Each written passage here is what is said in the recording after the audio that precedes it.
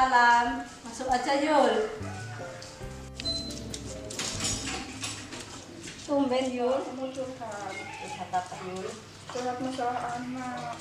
Ntar aku selesai masak dulu ya. Tapi curhatnya di luar ya. Ya nggak apa-apa. Kita ambil masak dulu ya, biar cepat. Oke.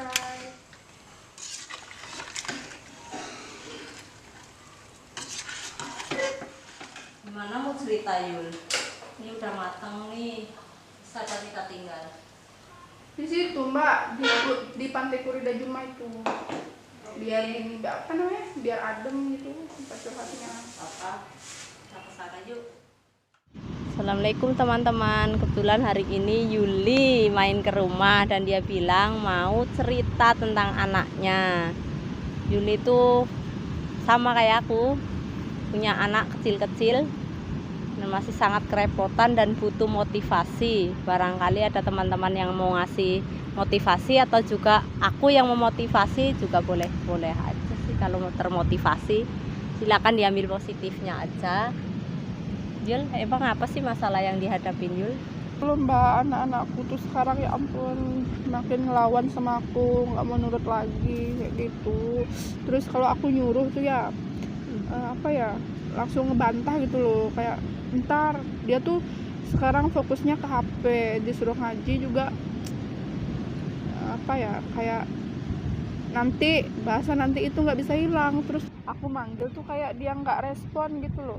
Dia tuh sekarang fokus ke HP, giliran waktunya ngaji dia nggak mau, apa ya, kayak ntar aja mak, kayak gitu. Apalagi yang kecil tuh, aduh, kalau minta apa-apa bisanya nangis, abis itu kalau nggak diturutin tantrumnya kumat kayak gitu. Gimana ya caranya biar dia tuh nggak terlalu fokus ke HP gitu, sama nggak tantrum, minta apa-apa tuh nggak harus diturutin kayak gitu. Mungkin Yuli waktunya kurang buat main sama anak-anak. Anak-anak tuh kayak kalau disuruh tuh kayak caper gitu. Jadi masalah HP ya memang sih sekarang semuanya HP ya, nggak anaknya Yuli aja. Anaknya Mbak juga kayak gitu, sama HP. Tapi kalau anaknya Mbak tak kasih jamnya main HP. Tapi ya itu kalau diminta tuh jangan main rebut, kasih kesempatannya anak untuk memainkan HP. Misalkan udah 15 menit nih, udah waktunya diambil tuh HP-nya. Ya udah, lagi 5 menit ya Nduk. Nanti setelah itu HP kasih mama gitu, waktunya ngaji gitu. Tapi dia tuh nangis Mbak, kayak ngambul gitu loh, kayak ngelawan aku. Ih, apa sih ini lo, HP ku kayak gitu. Dia tuh Ya, kayak itu gitu. udah karena kesalahan dari awal, tapi nggak apa-apa juga, nangis juga biarin aja, udah biasa kan anak kecil nangis. Nanti lama-lama kalau udah terbiasa dikasih waktu jamnya ngaji, jamnya main HP juga ngerti-ngerti aja sih. Anakku juga yang pertama gitu dulu, main HP aja, kerjaannya nge-game aja. Tapi setelah dikasih pengertian terus udah gitu jangan main rebut. Kalau main rebut biasanya anak kecil tuh marah memang. Ya nggak anak kecil aja, coba aja sekarang Yuli udah gede lagi main HP, asik-asik main HP, tahu-tahu direbut marah kan. Anak kecil juga begitu, biarin aja. Kalau udah waktunya lagi 5 menit ya ingetin, lagi 5 menit Nduk, ntar lagi kasih mama HP-nya. Pasti mau, dia ngerti lama-lama kalau udah terbiasa gitu. Kalau masalah yang kecil tuh, anak kecil umur 3 tahunan memang kayak gitu sih. Anakku juga seperti itu, tapi berbeda anak ya, berbeda cara lah ya. Kalau masalah ngadepin anak tantrum tuh ya udah biarin dulu aja dia nangis, meluapkan emosinya. Setelah itu nanti dia tenang, baru dah kita tanya maunya apa, kepengennya apa, gitu aja. Tenang-tenang sendiri. Setelah tenang juga dia mau ngasih tahu dia tuh marahnya kenapa. Itu sih kalau aku cara ngadepinnya gitu. Dan mudah-mudahan Yudi juga bisa ya ngadepin anak-anak seumuran gitu. Memang sih agak-agak sulit Yul, dibilang gampang tapi sulit ya, apalagi 2 anak. Aku 3 anak juga sulitnya masa Allah, tapi ya alhamdulillah lah bisa. Cuma yang kecil tuh agak-agak Iya, gimana terus gitu. itu Mbak, apa namanya, itu loh, kayak apa ya, kita mau mukul tuh juga salah ya. Ya, salah Nanti ya, itu apa ya, jangan. kayak aduh, kayak aku tuh juga emosian gitu, kayak dia ngelawan Itu aku tuh, dah aku tuh kita pingin banget rasanya aku tuh mukul kayak gitu. jangan Yul, ya harus ditekankan lebih sabar lagi. Memang begitu anak kecil, anaknya Mbak juga sama kok. Cuma kalau dengan kekerasan kayaknya nggak selesai masalahnya, dan anak-anak juga akan semakin ngelawan. Mendingan yaitu ditegasin boleh, tapi keras jangan.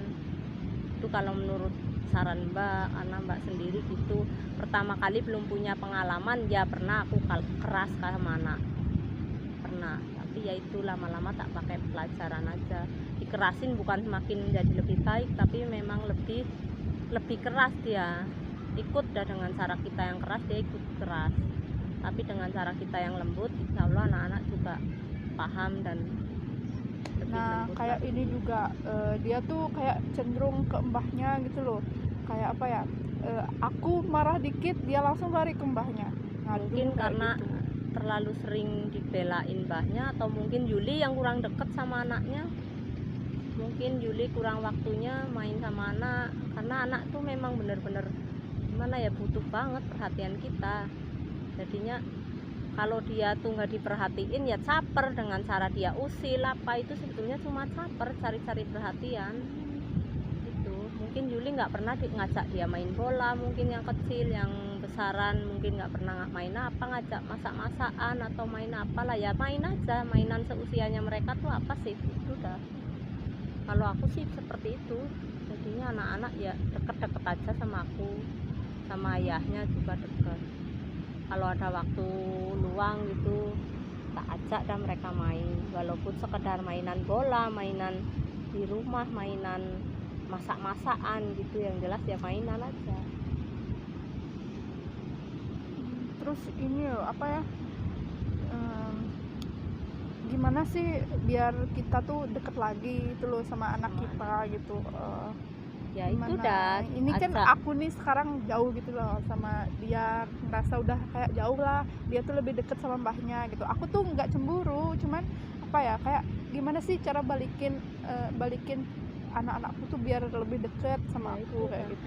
diajak main lebih sering-sering, diajak aja sama Yuli, lebih sering-sering dideketin, diajak main, mungkin masakin, jangan mbahnya masak. Orang Yuli mbahnya mungkin yang masak, kan dia keenaan sama mbahnya. Sering-sering dah diajak main, dimasakin, ajak masak bareng juga bisa. Yang pertama kan udah sekolah kan, udah SD tuh bisa lah diajak masak-masak tuh di dapur, walaupun kayak mainan aja, gimana sih gitu. Dok, bantuin ngupas bawang, bantuin metik cabe apa gitu kan, mau dia. Anakku aja yang kecil yang 4 tahun mau sih gitu, walaupun berantakin aslinya nggak bantuin, tapi ya nggak apa-apa kan, biar seneng anaknya kalau diajak. Pasti anak-anak kalau diajak mainan seneng-seneng aja kan, padahal cuma mainan masak-masakan di rumah, mainan apalah, main baju-bajuan aja udah seneng. Itu lama-lama juga deket lagi sama mamanya. Lagian naluri seorang ibu nggak mungkin lah ya, yang namanya ibu tuh gak deket sama anaknya, pasti deket. Cuma kadang mungkin karena Yuli juga deket sama mbahnya. Kalau anakku juga kalau disuruh tuh mesti dah dia bilang upah ya mak, kayak gitu. Jadi aku minta. apa sih ya selalu apa ya, ke anakku tuh selalu kalau aku suruh pasti upah mak 2.000 kayak gitu. Itu mungkin kesalahan dari awal Yul, ada sebab pasti ada akibat. Mungkin ya itu udah karena dari awal Yuli kalau memerintah selalu beliin ini Nduk nanti tak kasih upah, ambilin ini Nduk nanti tak kasih upah gitu, mungkin jadinya anaknya seperti itu. Jadi apa-apa yang dia lakukan tuh ya karena upahnya itu gitu. Itu udah akibatnya kalau Yuli ngajarinya udah seperti itu dari awal. Dibiasakan aja dari sekarang Gitu dah mbak, karena kebiasaan aku nyuruh jadinya apa-apa tuh selalu dikit-dikit uang jadinya kayak gitu. Nah itu dah, jadinya mulai sekarang Yul dibiasakan aja, jangan apa-apa.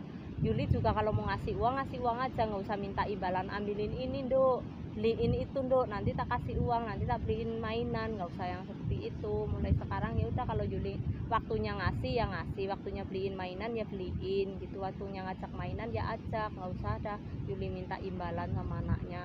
Nah itu yang bikin aku kayak gitu tuh, aku takutnya dia tuh minta ke orang gitu loh Mbak, minta ke orang gitu. Kayak menyepelekan, kayak minta ke pamannya, minta uang adek, kayak aku takutnya kayak gitu. Ya enggak, Dia makanya nggak kan udah kebiasaan dibilang gitu. tadi Yul, waktunya ngasih ya ngasih. Jadi kayak Yuli tuh misalkan kan ada uang nih Yulinya, ya udah beliin dia mainan, beliin aja. Lagi ada uang, kasih uang jajan, kasih aja, jangan sampai dia minta gitu loh Yul. Jadinya kan nggak nunggu dia minta, udah langsung kasih aja gitu. Tapi Yulinya jangan minta imbalan. Nah untuk ibu-ibu yang lainnya kayaknya semuanya ini udah umum ya, kayaknya nggak Yuli aja yang ngalamin, saya aja waktu kecil ngalamin hal yang sama kalau misalkan disuruh minta imbalan, kalau aku nyuruh juga akhirnya minta imbalan gitu, sama-sama minta imbalan. Nah untuk menurut aku ini untuk pelajaran aja ya, diambil positifnya, kita jangan meneruskan hal-hal seperti ini karena akibatnya juga nggak bagus. Itu sih menurut aku, atau menurut ibu-ibu yang lain, siapa tahu ada saran, ada masukan, silakan boleh di komentar. Nah untuk ibu-ibu ya, kejadian seperti ini tuh udah umum banget, bahkan waktu kecilnya aku juga seperti itu, apa-apa tuh imbalan, dibiasakan dari orang tua juga sih sebetulnya yang ngajarin. Akhirnya anaknya tuh kalau melakukan sesuatu bukan dengan ketulusan tapi karena ada imbalannya.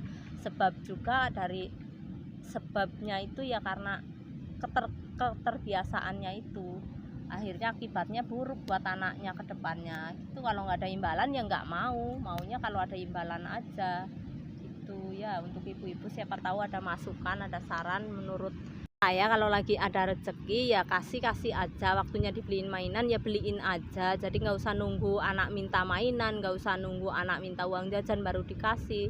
Kalau lagi ada rezeki beliin mainan, beliin aja, kasih uang kasih aja. Jadi selain itu nggak membiasakan dia meminta imbalan juga, jadinya lebih deket aja ke kita gitu, ke ibunya. Bagi yang deket sama mbahnya nih ya, kalau saya sih memang nggak deket sama mbahnya gitu. Jadi bagi yang deket sama mbahnya, sering-sering lah ajak anaknya main, sering-sering ajak anaknya.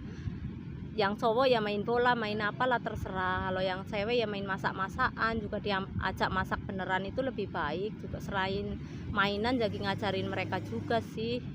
Itu sih saran saya gitu. Jadi nggak harus ya yang namanya ngasih uang ke anaknya pas minta aja, ngasih mainan ke anaknya pas minta aja. Pokoknya pas kita ada rezeki waktunya ngasih, kasih aja gitu. Itu saran dari saya. Tapi barangkali ada ibu-ibu atau teman-teman yang mau ngasih masukan, boleh silakan di komentar.